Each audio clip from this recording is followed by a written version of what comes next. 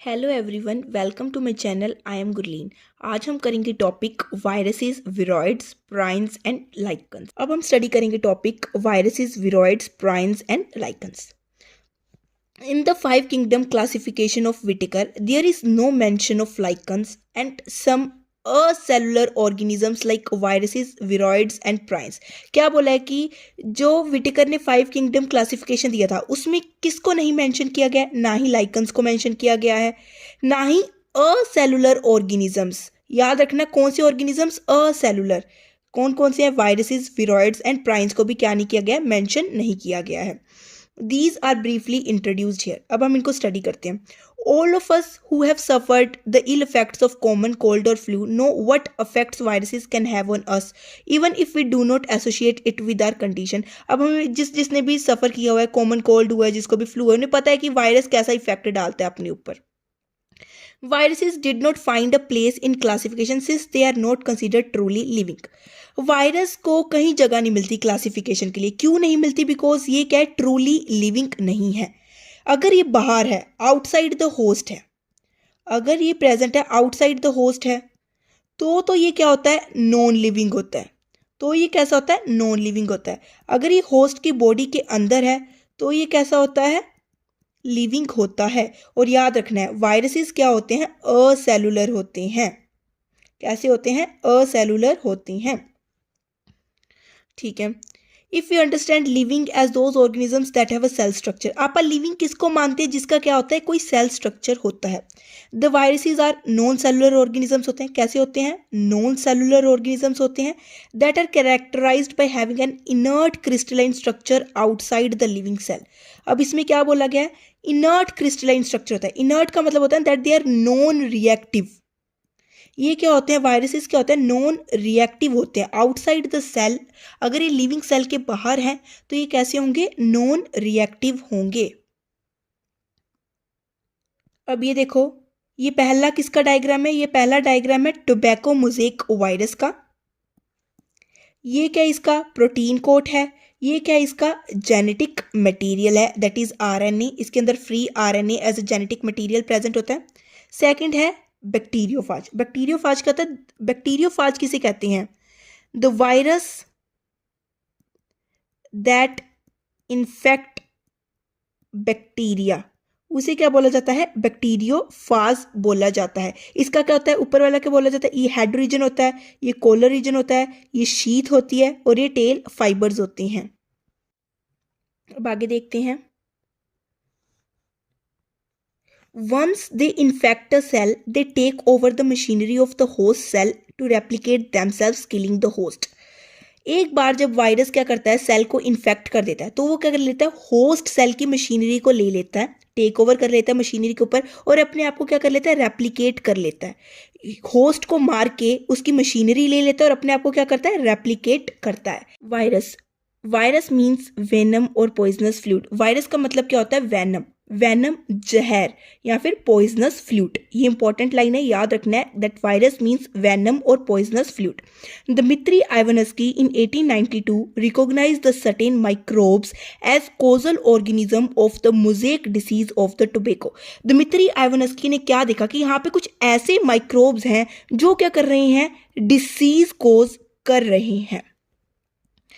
These were found to be smaller than the bacteria because they pass through the bacterial proof filter. इन्होंने देखा कि जो microbes जो disease कोज कर रहे हैं वो कैसे हैं? Smaller than the bacteria. वो बैक्टीरिया से छोटे हैं और वो क्या कर रहे हैं? They can pass through bacteria proof filter से क्या कर रहे हैं? वो पास हो सक रहे हैं।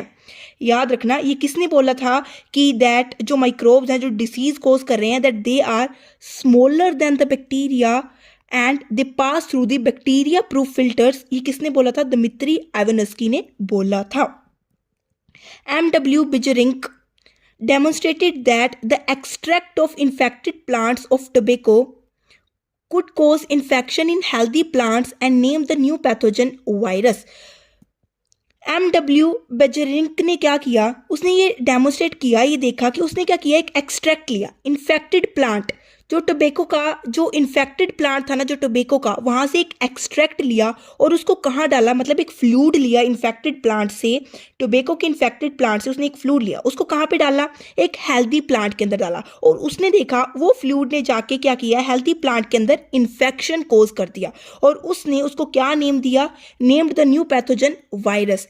किसने नेम दिया था the new pathogen virus? MW Beijerinck ने दिया था। उसने जो फ्लूइड था and called the fluid as contagium vivum fluidum, the infectious living fluid. और जो फ्लूइड था जो हेल्दी प्लांट के अंदर जाके इन्फेक्शन कोज कर रहा था, उस फ्लूइड का उसने क्या नाम दिया, कॉन्टेजियम वाइवम फ्लूइडम। याद रखना है क्या नेम था उस फ्लूइड का, कॉन्टेजियम वाइवम फ्लूइडम। और ये किसने दिया था, MW बेजेरिंक ने दिया था। W.M. Stanley in 1935 showed that virus could be crystallized and crystal consist largely of proteins.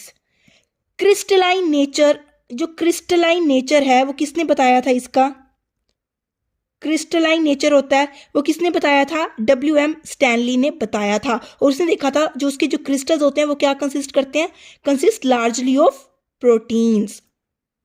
They are inert outside their specific host cell. ये क्या होते हैं, इनर्ट होते हैं, इनर्ट मतलब नॉन रिएक्टिव होते हैं outside the host cell. Virus are obligate parasites. ये कैसे होते हैं, ऑब्लिगेट पैरासाइट्स होते हैं। ये इंपॉर्टेंट लाइन है, याद रखनी है कि वायरस क्या होते हैं, ये एक ऑब्लिगेट पैरासाइट्स होते हैं, मतलब इनको रहने के लिए कोई ना कोई होस्ट बॉडी तो चाहिए ही चाहिए, वरना ये सर्वाइव नहीं कर पाएंगे। याद रखनी है आपको ये लाइन कि that viruses are obligate parasites. In addition to protein, virus also contain the genetic material. Protein तो होता ही होता है उनके पास, लेकिन वायरस के पास उसका जेनेटिक मटीरियल भी होता है। That could be either RNA और DNA। वो कुछ भी हो सकता है, जेनेटिक मटीरियल RNA भी हो सकता है और DNA भी हो सकता है। No virus contain both RNA और DNA। वायरस के अंदर एक साथ RNA और DNA नहीं हो सकते हैं, या तो सिर्फ RNA होगा या तो सिर्फ DNA होगा, दोनों RNA और DNA एक साथ नहीं होंगे। A virus is a nucleoprotein and the genetic material is infectious। ये लाइन याद रखनी है, वायरस क्या होता है, न्यूक्लियोप्रोटीन होता है, और जो इसका जेनेटिक मटेरियल होता है ना वायरस का, वो कैसा होता है, इन्फेक्शियस होता है। कौन इन्फेक्शन कोज करता है, इसका जो जेनेटिक मटेरियल होगा, चाहे वो RNA हो चाहे वो DNA हो, वही क्या करेगा, इन्फेक्शन कोज करेगा। In general, viruses that infect plants have single-stranded RNA, and viruses that infect animals have either single-stranded or double-stranded RNA or double-stranded DNA। इन्होंने क्या बोला है, viruses that infect plants, वो वायरस जो प्लांट्स को इन्फेक्ट करते हैं, वो वायरस जो प्लांट्स को इन्फेक्ट करते हैं उनके पास मोस्टली क्या होगा, सिंगल स्ट्रैंडेड RNA होगा। याद रखना, जो वायरसेस प्लांट को इन्फेक्ट करते हैं उनके पास सिंगल स्ट्रैंडेड RNA होगा, और जो वायरसेस एनिमल्स को इन्फेक्ट करते हैं उनके पास क्या क्या होगा, आइदर हैव सिंगल, या सिंगल भी हो सकता है और डबल स्ट्रैंडेड RNA भी हो सकता है,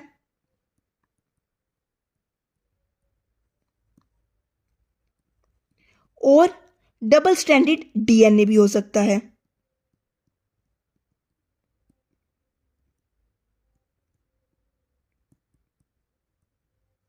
याद रखना क्या हो सकता है, डबल स्ट्रैंडेड DNA भी हो सकता है, ये आपको याद रखना है।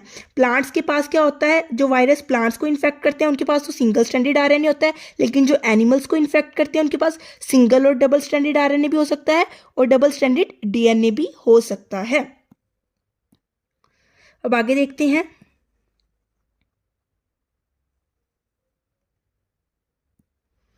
बैक्टीरियल वायरसेस और bacteriophages are usually double stranded DNA viruses.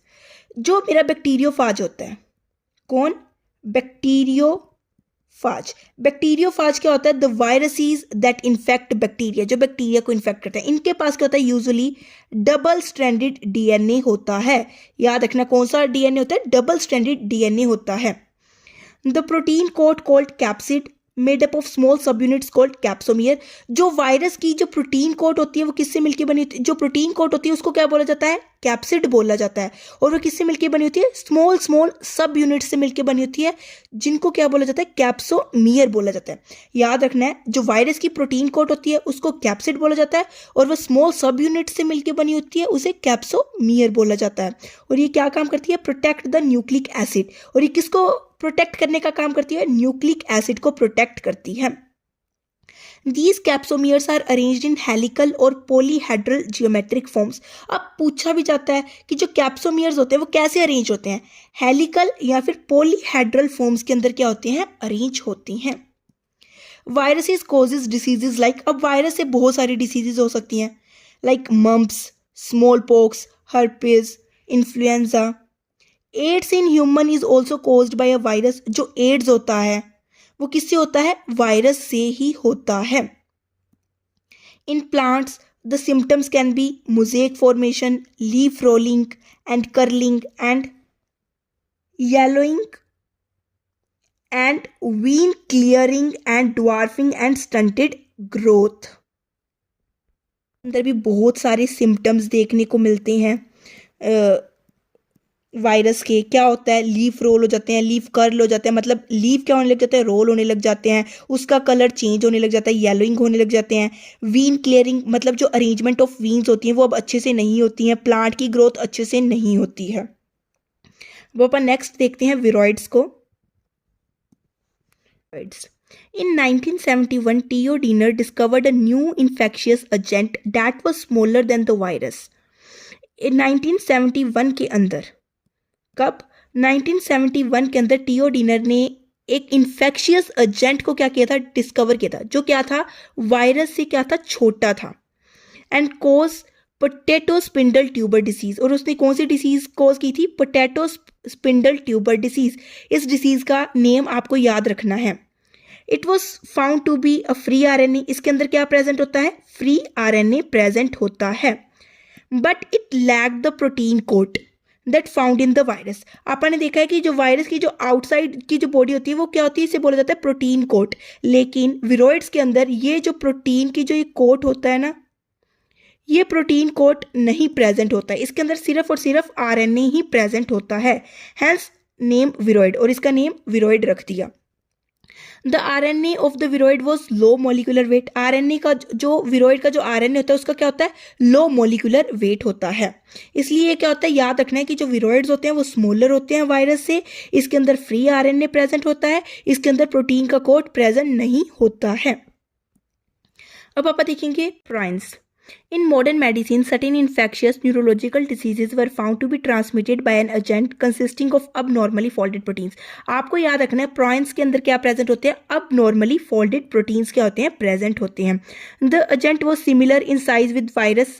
याद रखना है जो प्राइन्स का जो साइज होता है ना वो वायरस के जितना ही होता है।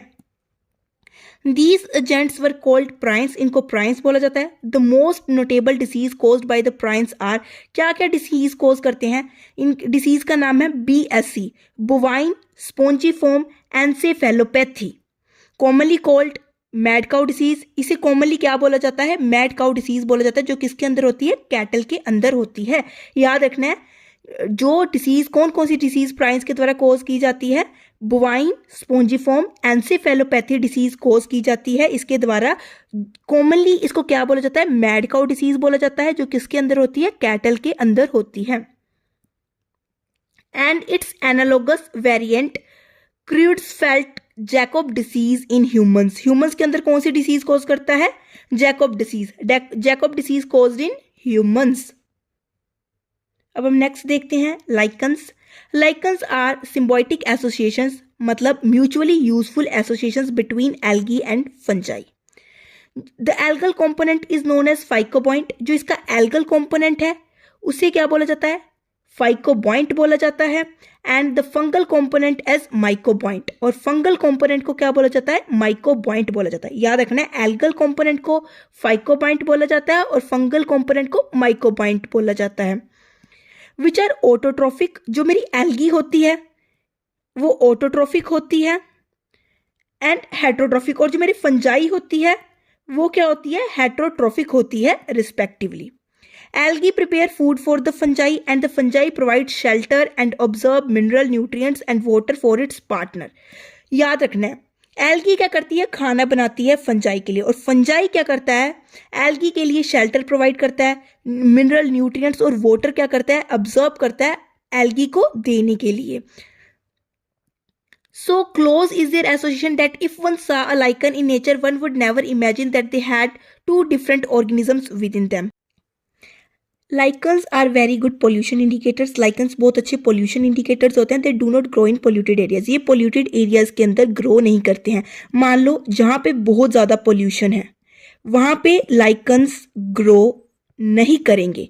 जो free pollution है, जहाँ पे इतना pollution नहीं है, free polluted areas हैं, वहाँ पे क्या करेंगे मेरे lichens क्या करते हैं, grow करते हैं।